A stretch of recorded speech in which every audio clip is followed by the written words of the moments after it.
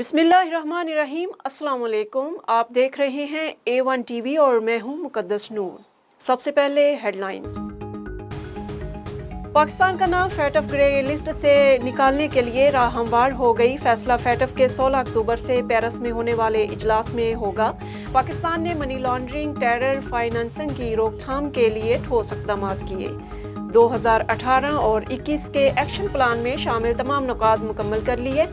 MF का report में एतराफ़, कहा कि दहशतगर्दों की माली मुआवनत की तहकीकात में पेशरफ्त हुई। पाकिस्तान में मशकूक माल ट्रांजैक्शन की कार्रवाई की यकीन दहानी करवाई। मनी लॉन्ड्रिंग रोकने के लिए मुताल्लिका इदारों की तरबियत का भी फैसला। पाकिस्तान में सैलाबी सूरत हाल का जायजा लेने के लिए अमरीकी सैन्य टीम इस्लामाबाद आएगी। अमरीकी फौज के central commander general Michael Erik का आर्मी चीफ जनरल कमर बाजवा से राब्ता।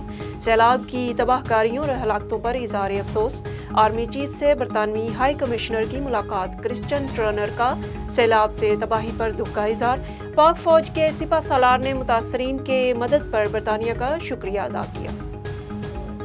सिंध में सैलाब के 15 रोज बाद मोटरवे पुलिस ने शाहराहों की बहाली के लिए इक़दाम शुरू कर दिए। सखर से कराची आने वाली ट्रैफिक को कंडियारों के मकाम पर बहाल कर दिया गया। खैरपुर से नवाबशाह आने वाली मेहरान हाईवे भी जुज़वी तौर पर बहाल।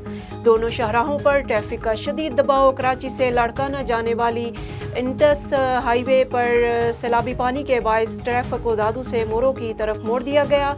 IG मोटरवेज खालिद महमूद का रिलीफ कैंपों का दौरा।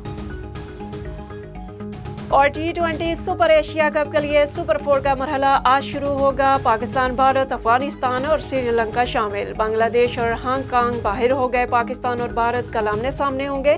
कौमी टीम 7 सितंबर को अफगानिस्तान और 9 सितंबर को श्रीलंका के खिलाफ मैच खेलेगी।